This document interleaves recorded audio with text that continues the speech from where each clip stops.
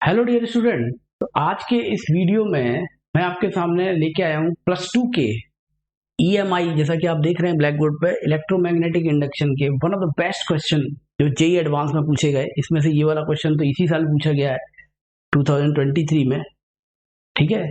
क्योंकि अभी तक मैंने जितने भी क्वेश्चंस किए वो प्लस वन के क्वेश्चन थे, जिसमें लास्ट वीडियो में मैंने एलएनएम और फ्रिक्शन के बेस्ट क्वेश्चन किए। तो प्लस टू के स्टूडेंट डिमांड कर रहे थे कि कुछ प्लस टू के चैप्टर्स के बेस्ट क्वेश्चन जेई एडवांस में जो पूछे जाने वाले हैं, तो पहले मैं उनको सॉल्व करूंगा।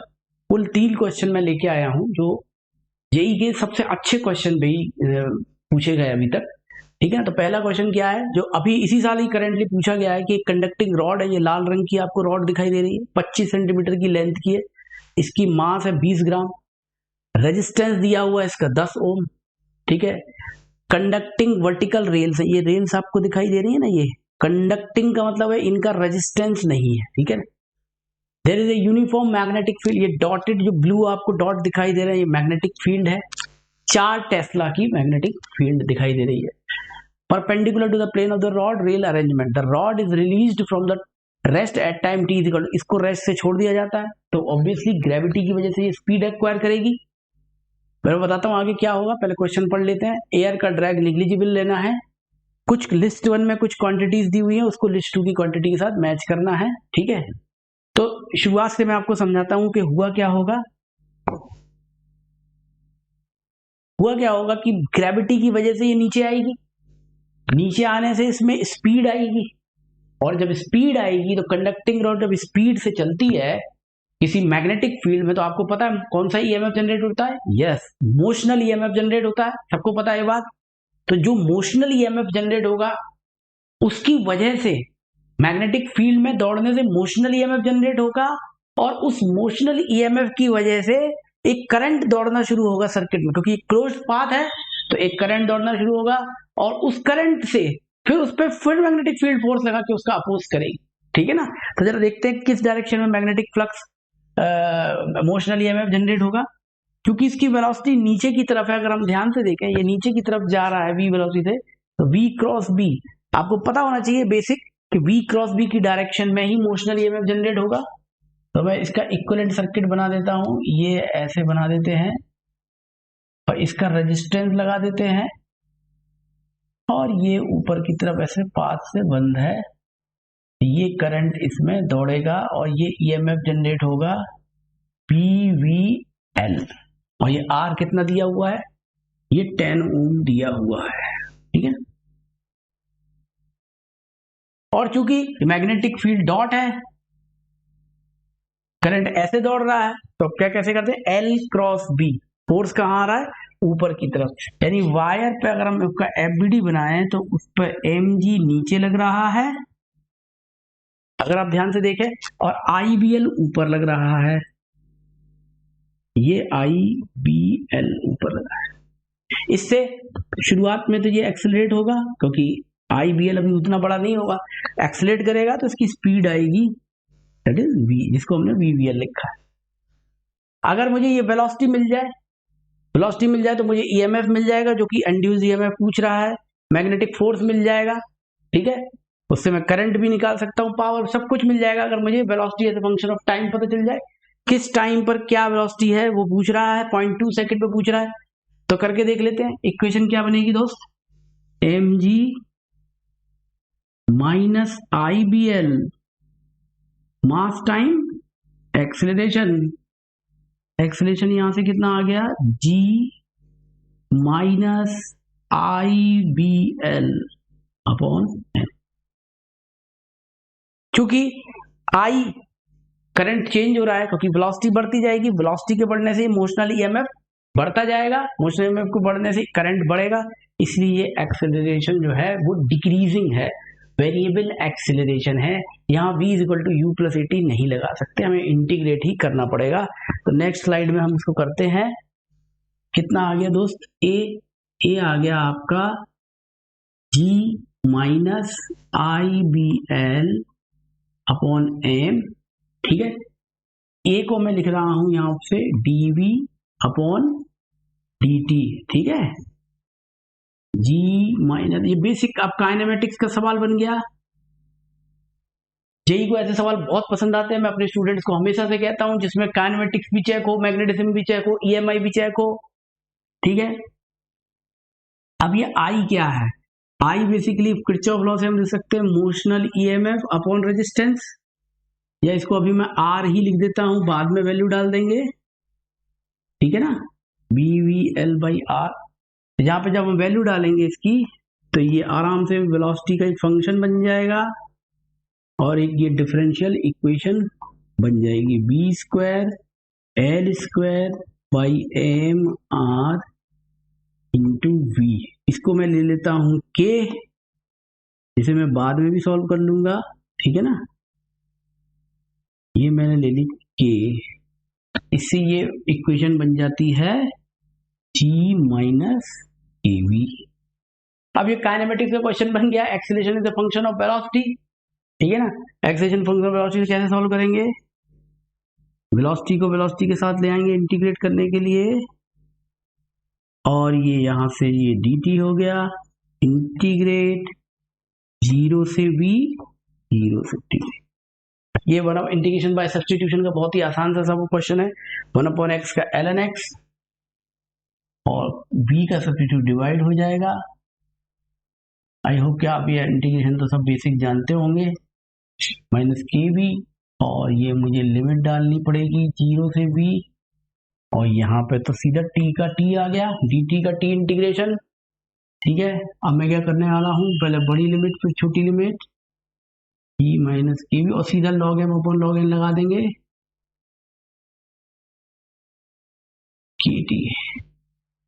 पर अब तो सॉल्व करना रह गया है, इसको हटाएंगे यहां से, के वी बाई जी ई की power minus K T, we आ गया यहां से। और आप देखेंगे कि ये एच वर्मा का पेटेंट क्वेश्चन, बिल्कुल एच वर्मा में एज इट इज दिया हुआ क्वेश्चन है। तो ऐसा नहीं है कि बाहर से क्वेश्चन, किताबों के क्वेश्चन भी आते हैं जेई एडवांस में, ठीक है ना। तो सबसे पहले अब वो कह रहा है टी इज इक्वल टू 0.2 पे वेलोसिटी निकालो, तो पहले के निकाल लेते हैं अलग से, बी स्क्वायर यानी 16, एल है 25 सेंटीमीटर यानी 1/4 मीटर, तो 1/16 हो गया एल स्क्वायर अपॉन एम, 20 ग्राम था आई थिंक, देख लेते हैं, 20 ग्राम था, और आर था 10 ओम।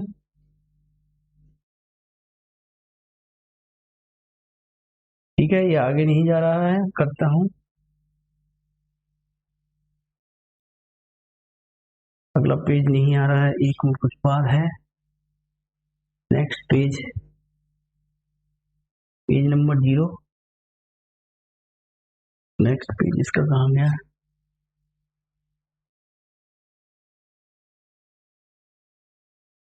एक मिनट, कुछ प्रॉब्लम है इसमें,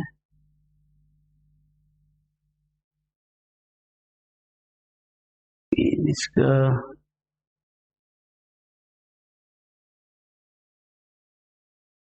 एक मिनट यहाँ से खोलते हैं, फाइल शायद गड़बड़ हो गई है, हाँ अब आ गया है। तो हमने क्या निकाला था, v इज इक्वल टू, यहां से आ गया अपना v is equal to g by K 1 minus E power minus K T, और k कितना आया था, b square L square upon M R. तो यहां से p हमने रख दिया 16, एल 25 सेंटीमीटर, मीटर में हो जाएगा 1/16, एम है 20 ग्राम 10 टू दी पावर -3, आर है 10, ये कट गया 1, आई थिंक ये 5 आ गया, ठीक है। तो v यहां से आ गया 2, 1 माइनस ई की पावर -5।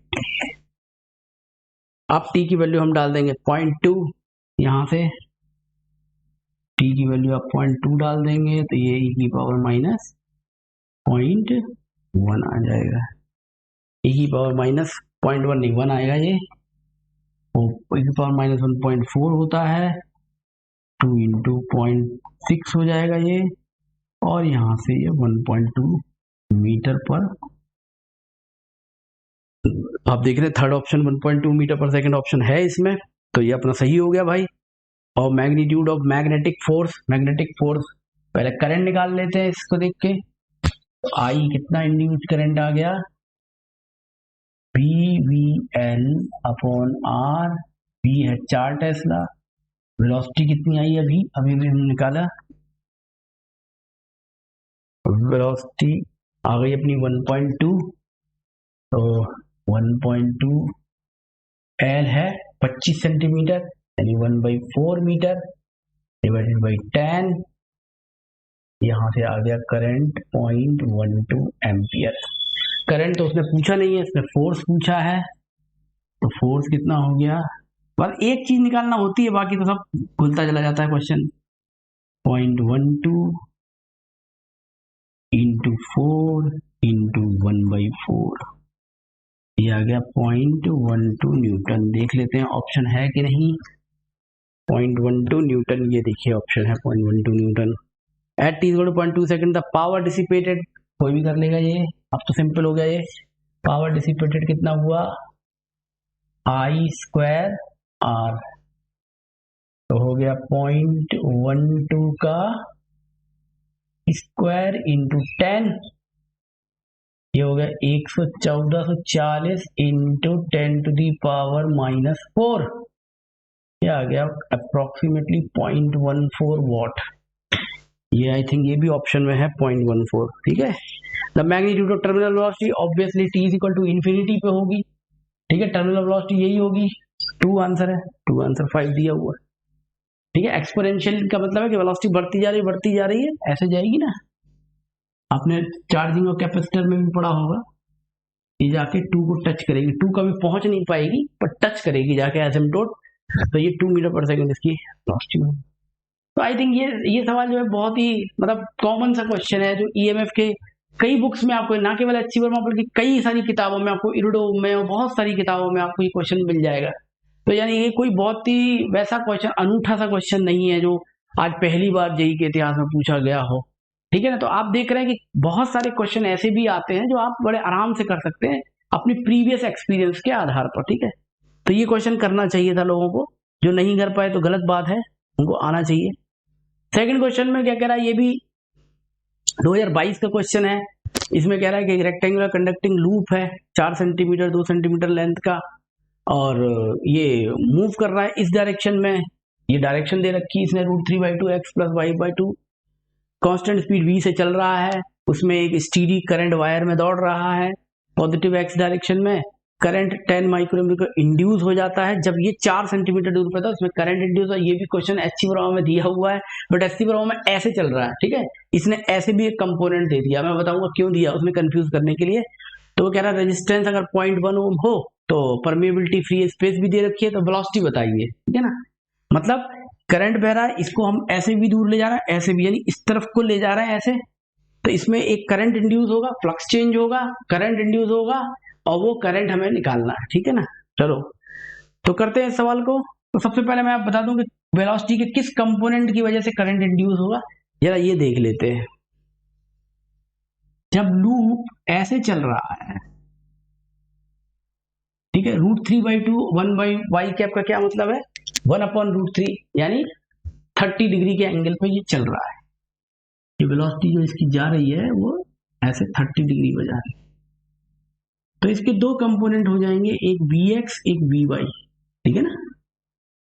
अब मैं आपको बताऊंगा कि क्यों Vx की वजह से EMF नहीं होगा और Vy की वजह से होगा। Vx की वजह से EMF इसलिए नहीं होगा कि जब ये Vx की वजह से चलेगा तो कोई फ्लक्स चेंज नहीं हो रहा है, आप देख रहे हैं, क्योंकि ना तो ये मैग्नेटिक फील्ड में दूर जा रहा है ना पास आ रहा है, उसी मैग्नेटिक फील्ड में चल रहा है, तो फ्लक्स चेंज नहीं हो रहा है। दूसरी चीज हम ये भी देख सकते हैं, इमोशनली EMF से भी देख सकते हैं। पहले Vx वाली बात कर लेते हैं। अगर ये वायर की बात करें तो यहां पर डॉट फील्ड होगी, डॉट फील्ड होगा, सिर्फ Vx को देखें तो ये 2 इमोशनल EMF जनरेट होंगे इस तरीके के, और दोनों के स्ट्रेंथ बराबर होंगे, ये भी BVL होगा, ये भी BVL होगा, ठीक है, क्योंकि सेम मैग्नेटिक फील्ड में चल रहे हैं। दोनों वायर बिल्कुल आइडेंटिकल हैं, कोई अलग डिफरेंस तो नहीं है, तो इसकी वजह से Vx की वजह से तो मैग्नेटिक EMF नहीं इंड्यूस होगा। अब हम देख लेते हैं Vy की वजह से इंड्यूस होगा तो वो कितना होगा, ठीक है ना। Vy की वजह से कितना इंड्यूस होगा, और सबको ये बात अच्छी तरीके से पता है कि Vy की वजह से कितना इंड्यूस होगा। मान लो यहाँ मैग्नेटिक फील्ड है V1, यहाँ मैग्नेटिक फील्ड है V2, तो Vy V क्रॉस V, ठीक है, V2 Vy इंटू L, और नीचे वाले में कुछ रेजिस्टेंस लगा देंगे V1 Vy इंटू L, और लूप का रेजिस्टेंस कितना है, resistance of the loop is 0.1 ओम, ये 0.1 ओम हो गया। एंड इंड्यूस्ड करंट इसमें आया 10 माइक्रो एम्पियर, 10 माइक्रो एम्पियर, ये लीजिए आप 10 माइक्रो एम्पियर करंट भी डाल दिया उसमें, ठीक है। तो बस हम मैग्नेटिक फील्ड पहले तो EMF निकाल लेते हैं, इंड्यूस्ड EMF कितना आएगा दोस्त, तो हो गया B1 minus B2 into Vy into L। V1 कितना है, mu naught I upon 2 pi into ये डिस्टेंस D, ये कितनी दे रखी है, 4 सेंटीमीटर, ठीक है। तो 1/4 इंटू 10⁻⁻² माइनस ये 1/8 हो जाएगा, क्योंकि 4 और आगे है, ठीक है ना। ये 4 सेंटीमीटर और 4 + 4 8 हो गया। Vy कितना हो गया, V sin 30, और L इसका कितना है, 2 सेंटीमीटर, 10⁻², ये 10⁻² से ये कट जाएंगे, 10⁻² से ये गया, ये 2 से ये 2 गया, तो यहाँ पे इमोशनल EMF आ जाता है अपना निकल के mu naught I upon 2 pi 1/4 minus 1/8 कितना हुआ, 1/8 इंटू V, ठीक है। नहीं, मैं यहाँ लिख देता हूँ एप्सिलॉन म्यू नॉट हो गया 4 pi into 10⁻⁻7 upon 2 pi, I कितना है 10, पूरी वैल्यू ही निकाल लेते हैं, अपॉन 8V, ये यहां से 2 कट गया, हमें वेलोसिटी ही निकालना है, ठीक है। तो EMF यहां से आ गया 20 इंटू 10⁻⁻7V/8, देखना 20V/8, और इस EMF को हम रेजिस्टेंस से डिवाइड कर देते हैं, तो करंट आ जाएगा 20 इंटू 10⁻⁻7V डिवाइडेड बाई 8, देखना सही लिखा मैंने, divided by 8 divided by R कितना था, बार बार देखना पड़ रहा है, R था इनका 0.1 ओम, तो करंट कितना है 10 माइक्रो एम्पियर, 0.1 ओम से डिवाइड करेंगे और 10 माइक्रो एम्पियर यहाँ लिखेंगे 10। बहुत आराम से करना चाहिए सवाल, कभी जल्दबाजी में नहीं करना चाहिए, तो थोड़ी सी भी गलती ये कट जाएंगे भाई, 80/20 यहाँ से वेलोसिटी आ जाती है इंटीजर में। तो देखिए आप कितना इजी सवाल, मतलब कोई मतलब आप देखे बिल्कुल एचसी वर्मा के लेवल के सवाल जो हैं, लोग समझते हैं कि एचसी वर्मा के सवाल इंपॉर्टेंट नहीं होते, एचसी वर्मा के सवाल बहुत ही ज्यादा इंपॉर्टेंट है। आप थोड़ा बहुत यूरोडेव लगा लीजिए, एचसी वर्मा लगा लीजिए, कुछ भी किताब आप एक लगा लीजिए, और आप देखिए कि बहुत टफ लेवल से क्वेश्चन तो शायद ना हो पाए, लेकिन एक मीडियोकर लेवल के क्वेश्चन जैसे ये हैं हो सकते हैं आराम से, ठीक है। कॉन्फिडेंस बना के रखिए। ये क्वेश्चन थोड़ा अच्छा लगा मुझे, ये भी पूछा गया था 2021 में, कह रहा है कि स्मॉल सर्कुलर लूप है, आप देख रहे हैं यहाँ पे एक स्मॉल सर्कुलर लूप है ना, देखिए ये रखा हुआ है, ये छोटा सा स्मॉल सर्कुलर लूप है, ये एक स्मॉल सर्कुलर लूप है, इसका एरिया A है, इसमें रेजिस्टेंस R है, एक फिक्स्ड है ओरिजेंटल XY प्लेन में, ये XY प्लेन है, X ये Y, ऐसे रखा हुआ है, ठीक है ना। और उसका जो सेंटर है लूप का वो एक्सिस ऑफ लॉन्ग, एक लॉन्ग सोलेनॉइड है जिसके सेंटर मतलब उसकी एक्सिस जो है उसके सेंटर से पास हो रही है। सोलेनॉइड में m turns per unit length है, कैरी द करंट I, इसमें ऐसे से करंट बह रहा है सरफेस पर काउंटर क्लॉकवाइज डायरेक्शन में। Magnetic field to the solenoid is in N direction, obviously इस डायरेक्शन में होगी। ये कह रहा है कि ये मैग्नेटिक इसका जो एन कैप है यानी जो एक्सिस है वो रोटेट कर रही है एंगुलर फ्रीक्वेंसी से, ये कांस्टेंट एंगुलर फ्रीक्वेंसी ये दिया हुआ है, जिस समय जो डायरेक्शन में वो यूनिट वेक्टर है वो दिया हुआ है। तो इस लूप पे जो टॉर्क लगना है π/6 ओमेगा पर वो कितना, अगर अल्फा ये है तो अल्फा के टर्म्स में आपको बताना है। तो मैं इसमें शुरू के 2 कर देता हूं, बाकी सारे चारों एक जैसे ही हैं, बार बार वही करना है। तो कंसेप्ट को पहले समझ लेते करना क्या है इसमें। तो सवाल बेसिकली क्या होगा, क्या कि जब ये लूप रोटेट करेगा टाइम के साथ इसका यूनिट वेक्टर चेंज होगा, एक्सिस रोटेट करेगी, तो इस लूप से पास होने वाला फ्लक्स चेंज होगा। यस, और जब फ्लक्स चेंज होगा तो इस लूप में, छोटे से लूप में ईएमएफ इंड्यूस होगा, और जब ईएमएफ इंड्यूस होगा तो इसमें करंट आएगा। करंट आएगा तो मैग्नेटिक फील्ड में रखा है चूंकि सोलेनॉइड की, तो उस पर टॉर्क लगेगा जो उसको घुमाने की कोशिश करेगा। ये टॉर्क पूछ रहा है जी। तो सबसे पहला काम क्या है कि हमें फ्लक्स निकालना है, फ्लक्स को डिफरेंशिएट करके ईएमएफ निकालना है, ईएमएफ को रेजिस्टेंस डिवाइड करके करंट निकालना है, और करंट निकालने के बाद म्यू क्रॉस बी कर देंगे, उसका म्यू मैग्नेटिक मूवमेंट निकाल के म्यू क्रॉस बी कर देंगे। तो जरा देख लेते हैं, अगर फ्लक्स तो पहले बी किस दिशा में है पहले जरा देख लेते हैं। बी का मैग्नीट्यूड कोई भी बता देगा, म्यू नॉट एम आई, हम इसको कैपिटल आई लेंगे ताकि इंड्यूस करंट को हम स्मॉल आई लेंगे। बी हो गया मैग्नीट्यूड इनटू दिस वेक्टर, इस डायरेक्शन में मैग्नेटिक फील्ड है, mu naught 1/√2 sign omega T, क्या है जे कैप कॉस ओमेगा टी के कैप, ये यूनिट वेक्टर है इस डायरेक्शन में, ठीक है ना। इससे मल्टीप्लाई कर दिया, मैग्नेटिक फील्ड आ गया। एरिया वेक्टर क्या हुआ दोस्त, ए के कैप, ठीक है, के कैप डायरेक्शन में एरिया वेक्टर है क्योंकि तो जेड के परपेंडिकुलर रखा हुआ है, ए कैप है। तो फ्लक्स हम सबसे पहले निकाल लेंगे इसका, क्या करके बी डॉट ए, सबसे पहले स्टेप में फ्लक्स निकालेंगे, उसको डिफरेंशिएट करेंगे, बी डॉट ए करेंगे तो के डॉट जे तो जीरो हो जाएगा, के डॉट के आएगा mu not M I /√2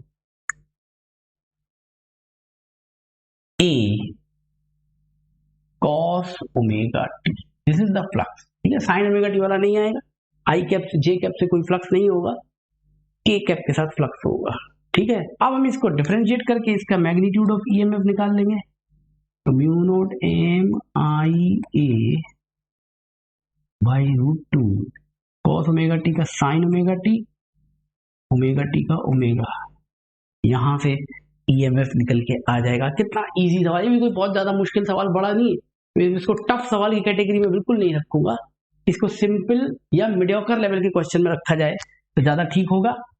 EMF निकल के आ जाएगा और इसके बाद ईएमएफ इंड्यूस करंट निकाल लेंगे, और कौन सी बहुत बड़ी बात है। तो mu not M I A omega sine omega T upon 2r, ये देखिए r इसका रेजिस्टेंस है, इससे मैंने इसको कर दिया डिवाइड है, ठीक है ना।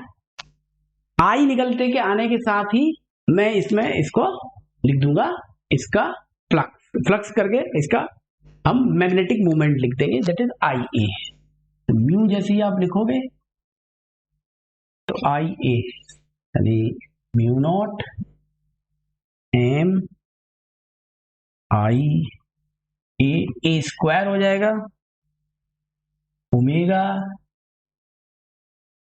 √2r साइन ओमेगा टी के कैप डायरेक्शन में इसका म्यू होगा, ठीक है ना। तो चलिए ये के कैप डायरेक्शन में म्यू हो गया। टॉर्क निकालने के लिए फिर म्यू क्रॉस बी, इसके साथ इसका क्रॉस प्रोडक्ट कर देंगे, के क्रॉस के फिर से 0 हो जाएगा, म्यू क्रॉस भी करना है, यानी के क्रॉस जे आई जे के क्रॉस जे होता है माइनस आई कैप, तो ये सारा मल्टीप्लाई हो जाएगा, mu naught square M square I square A square omega upon 2r, ये तो आ गया, साइन स्क्वायर ओमेगा टी, देखिए कितना आसान है, और जे क्रॉस के को माइनस आई कैप, और जेई ने mu not M square A square I square omega by 2r को अल्फा दिया हुआ है, तो ये अल्फा हो गया sine square omega T minus I cap, और sine square omega T pi by 6 omega पे करा है, तो pi by 6 sine square omega 6 sine square pi by 6 sine 30 का होल स्क्वायर होता है 4 alpha by 4 minus I cap. आप देख रहे हैं ये वाला आंसर है क्यू। क्या पूछा, आप इसको एनालिसिस करके देखेंगे तो आप खुद को वो कई बार कहेंगे देखने में तो बड़ा मुश्किल सा लग रहा है, लेकिन है बड़ा सिंपल। फ्लक्स निकालना है, उसको डिफरेंशिएट करके EMF magnetic moment torque, magnetic field भी पूछ लिया, फ्लक्स भी पूछ लिया, सब कुछ पूछ लिया उसने एक ही सवाल में। दूसरे सवाल में अगर आप ध्यान से देखो तो इसमें कुछ कैलकुलेशन करने की जरूरत ही नहीं है, कि आप जब डॉट प्रोडक्ट करोगे आई कैप जे कैप, यानी जो मैग्नेटिक फील्ड है सोलेनॉइड जो है वो एक्स प्लेन में है, वो ऐसे रखा हुआ है, एक्स से भी कुछ एंगल पे वाई से कुछ, और रिंग ऐसे रखी हुई है। जब उसी प्लेन में मैग्नेटिक फील्ड है, जब परपेंडिकुलर कोई कंपोनेंट ही नहीं तो फ्लक्स पास ही नहीं होगा। के कैप का इसके साथ डॉट प्रोडक्ट करोगे फ्लक्स 0 आएगा, जब फ्लक्स ही नहीं आएगा तो इंड्यूस करंट क्यों आएगा, इंड्यूस करंट नहीं आएगा तो टॉर्क काय को लगेगा, यानी ये पार्ट 0 हो गया। ठीक है, इसी तरह आप ये सारे पार्ट कर सकते हैं फिर से फ्लक्स को कैलकुलेट करके, नहीं तो वीडियो बहुत लंबा हो जाएगा। आप समझ गए basically, we are not here to tell you what to do in mathematics, I am here to tell you कि क्या फिजिक्स में करना है। तो अब हम इस तीनों क्वेश्चन को एनालिसिस कर लेते हैं कि आगे के लिए अब हमें ये पता चल जाए कि हमें मेहनत क्या करनी है ईएमआई पर। जेई हमने कैसे समझा, जेई में बेसिकली जो सवाल पूछे जाते हैं वो आपके ईएमआई से रिलेटेड सवाल जो होते हैं, उसमें आपको काइनेमेटिक्स के भी सवाल होंगे, मैग्नेटिज्म का भी सवाल देख रहे थे आप कि पीछे डिफरेंशियल इक्वेशन सॉल्व करके velocity as a function of time भी निकालना पड़ा, और ऐसे सवाल एचसी वर्मा बहुत मिल जाएंगे। दी बेस्ट क्वेश्चन है एचसी वर्मा के ईएमआई के, अगर आप उसको कर लेंगे तो आप देख रहे हैं कि 2021, 2022, 2023 के सारे सवाल अभी और भी क्वेश्चन आपको ईएमआई के बेस्ट क्वेश्चन जितने भी जेई में पूछे गए हैं मैं सारे ही सॉल्व करूंगा, जो सबसे बढ़िया क्वेश्चन जेई के थे, ताकि स्टूडेंट एक बार में देख के पीवाईक्यूज उसको आइडिया लग जाए कि उसको किस तरह की तैयारी ईएमआई से रिलेटेड करनी चाहिए। आई होप कि आपको ये मेरा प्रयास पसंद आ रहा होगा और आप इसको पसंद कर रहे होंगे। मेरी जो सीरीज है जो मैंने चलाई है, +1 के भी मैं कई बेस्ट क्वेश्चन सॉल्व कर रहा हूँ, जेई एडवांस के, और +2 के तो कर ही रहा हूँ। ठीक है, इसी के साथ मैं अपना यहीं पर वीडियो समाप्त करता हूँ। Thank you very much.